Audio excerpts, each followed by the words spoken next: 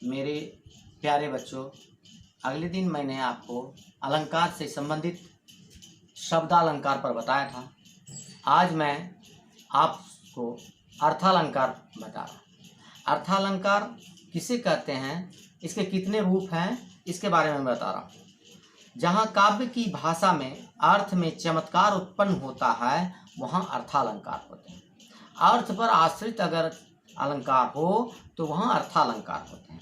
अर्थालंकार में किन किन अलंकारों का नाम पढ़ना है, उसमें से उपमा, रूपक, उत्प्रेक्षा, अतिशयोक्ति, मानवीकरण को जानते हैं।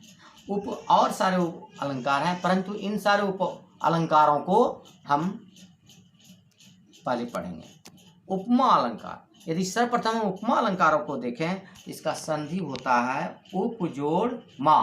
उप का शाब्दिक अर्थ है निकट, उप का अर्थ है निकट, मा का अर्थ होता है मापना, तौलना।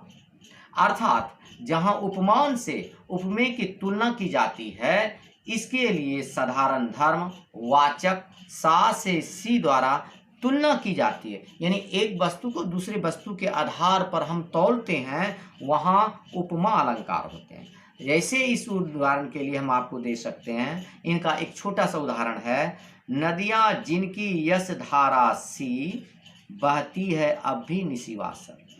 यह देखिए, या दूसरा उदाहरण फिर देखें, यह देखिए अरविंद से शिशु वृंद कैसे हो रहे हैं। प्रस्तुत पंक्तियों में नदियां सी धारा दिन रात, नदियों की धारा दिन रात के समान, दिन रात के समान अब भी बहती रहती है। सी दिन रात धारा सी, यहाँ सा से सी, यहाँ सा से सी वाचक है। अगर इस तरह सा से सी अगर आपको मिल जाए तो वहाँ उपमा अलंकार होते हैं। यहाँ नदियों के समान दिन रात बहना कहा गया है, अतः यहाँ उपमा अलंकार। इसके साथ साथ एक और भी आपको हम कह देते हैं, यह जानकारी रखने के लिए। तारकोल सी जली थी सड़कें, सा से सी, तारकोल सी जली थी सड़कें, अर्थात सड़क जो थी तारकोल के समान सा से सी जली थी। यहाँ पर भी उपमा अलंकार है। सड़कों की तुलना अंगीठी के, चूल्हे की अंगीठी से तारकोल समान जो जल रही थी उसके रूप में दिखाया गया है, अतः यहाँ उपमा अलंकार है। उपमा अलंकार में सा से सी का यदि उन वाक्यों में प्रयुक्त होते हैं तो वहाँ उपमा अलंकार होता है। इस प्रकार उपमा अलंकार आपने देखा। उसके बाद अर्थालंकार के रूप में हम रूपक अलंकार को देखते हैं। रूपक अलंकार जहाँ गुण की समानता के कारण उपमेय में उपमान का अभेद आरोप हो, वहाँ रूपक अलंकार होते हैं। इस रूपक अलंकार में एक का चरण, यानी इसका एक छोटा सा उदाहरण है, चरण कमल बंदाओं हरि राई। प्रस्तुत पंक्तियों में चरण कमल अर्थात गुरु ईश्वर के चरण को कमल रूपी के समान बताया गया है, अतः रूपक अलंकार है। जब गुरु के चरणों को, दूसरा उदाहरण, बंदाओं गुरुपद पदुम परागा सुरुचि सुवास सरस अनुरागा।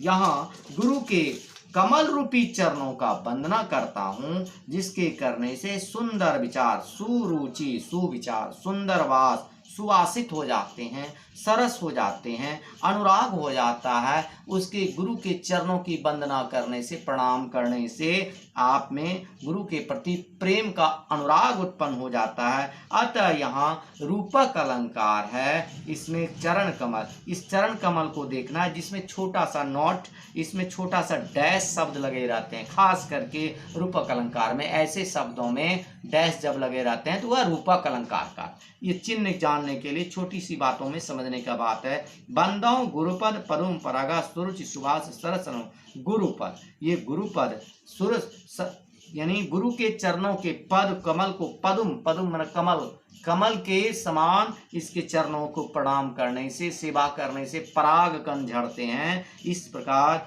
यहाँ रूपक अलंकार है।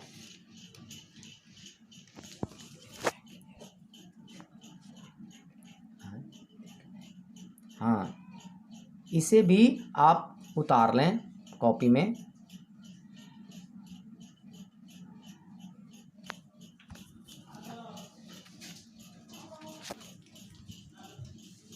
उत्प्रेक्षा। अब अर्थालंकार के अंतर्गत उत्प्रेक्षा आते हैं। उत्प्रेक्षा, इसका उत्प्रेक्षा उपमेय में कल्पित उपमान की संभावना को उत्प्रेक्षा अलंकार कहते हैं। यानी जानो, वहाँ वाचक वहाँ सा से सी था, यहाँ पर वाचक सा से सी न हो करके जानो, मानो, मनु, ज्यों, जनु, जानो आदि का प्रयोग होता है इस वाक्यों में। जैसे ये बिहारी की पंक्तियां हैं, ये बिहारी की पंक्तियां। सोहत ओढ़े पीत पट श्याम सलोने गात, मनो नीलमणि शैल पर आतप प्रयोग प्रभात।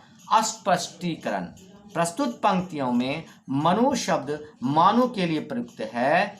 यथा श्री कृष्ण जी श्यामले शरीर पर पीले वस्त्र जब धारण करते हैं तो ऐसा लगता है मानो नीलगिरी पर्वत पर सुबह का प्रभात हो गया है। यहाँ मानो शब्द यदि किसी वाक्यों में जानो मानो रहे तो वहाँ उत्प्रेक्षा अलंकार होते। एक दूसरा उदाहरण, जब श्री रामचंद्र जी जंगल जा रहे थे तो लक्ष्मण को उन्होंने कहा फूले काश सकल मैं छाई, जनु बरसा ऋतु प्रकट बुढ़ाई। अर्थात यदि काश फूले जाते हैं, फूल जाते हैं तो जानो कि वर्षा बूढ़ा हो गए। इस प्रकार आप उत्प्रेक्षा अलंकार को ये लिख सकते हैं जानकारी के लिए। चौथा है अर्थालंकार में अतिशयोक्ति अलंकार। अतिशयोक्ति, इसका संधि विच्छेद है अति जोड़ उक्ति, अतिशयोक्ति, अतियुक्ति, अतिशयोक्ति। अर्थात जहाँ किसी का वर्णन इतना बढ़ा चढ़ा कर किया जाए कि उसका मान और मर्यादा का उल्लंघन हो जाए, वहाँ अतिशयोक्ति अलंकार होता है। जैसे देख लो साकेत नगरी है यही, स्वर्ग से मिलने गगन में जा रही। प्रस्तुत पंक्तियों में साकेत अयोध्या को कहते हैं। अयोध्या की सजावट को देखकर कवि कहना चाहते हैं कि ऐसा लगता है कि स्वर्ग से मिलने जा रही हो, जबकि यह बात कुछ बढ़ा चढ़ाकर कहा जा रहा है। दूसरा उदाहरण यदि हम देख सकते हैं, राना को जाना था उस पार, राना था इस पार, बीच में नदियाँ पड़ी अपार, राना था इस पार, घोड़ा पहुंच गया उस पार। प्रस्तुत पंक्तियों में राना अपने घोड़े को लेकर इस पार में था, बीच में नदी थी, तो राना कैसे उस पार पहुंच गया? यहाँ बात को बढ़ा चढ़ाकर कहा गया है, अतः अतिशयोक्ति अलंकार है। इस पर भी अतिशयोक्ति अलंकार, या किसी बातों को इतना बढ़ा चढ़ाकर कहा जाए कि महामान और मर्यादा का उल्लंघन हो जाए तो उसे अतिशयोक्ति अलंकार कहते हैं।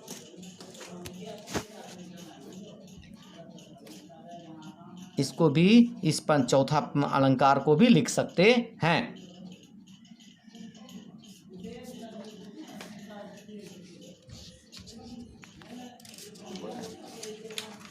एक अंतिम अलंकार है मानवीकरण।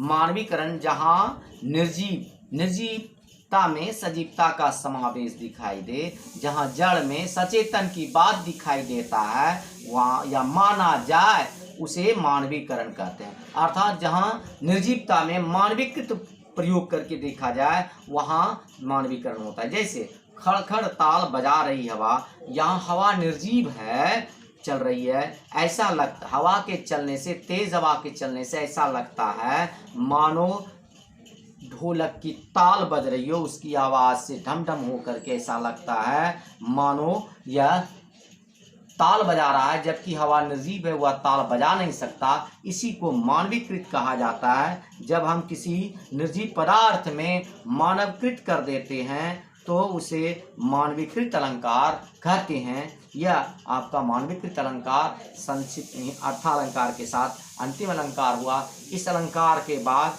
आप सभी अलंकार को पढ़ने की विधि को जान समझ सकते हैं।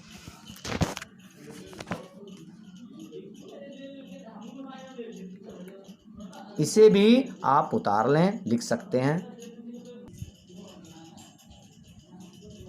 आप वीडियो को लाइक करें और यदि आप चैनल पर नए हैं तो सब्सक्राइब भी करें, अवश्य करें, इससे आपको भी फायदा हो सकता है।